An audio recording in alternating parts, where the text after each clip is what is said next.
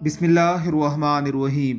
حضرت عبداللہ بن حبیب رضی اللہ تعالی عنہما روایت کرتے ہیں کہ ہم حضور اکرم صلی اللہ علیہ وسلم کو بارش کی رات اور سخت اندھیرے میں تلاش کر رہے تھے کہ آپ صلی اللہ علیہ وسلم کو ہم پا گئے، تو آپ صلی اللہ علیہ وسلم نے فرمایا کہ 3 بار قل هو اللہ احد، 3 بار قل اعوذ برب الفلق اور 3 بار قل اعوذ برب الناس صبح و شام پڑھ لیا کرو، یہ تمہارے لیے ہر شے سے کافی ہو جائے گا۔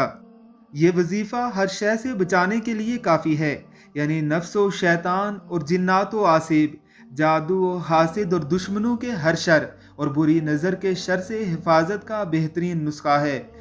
نیز یہ وظیفہ ہر وظیفے کی طرف سے بھی کافی ہے۔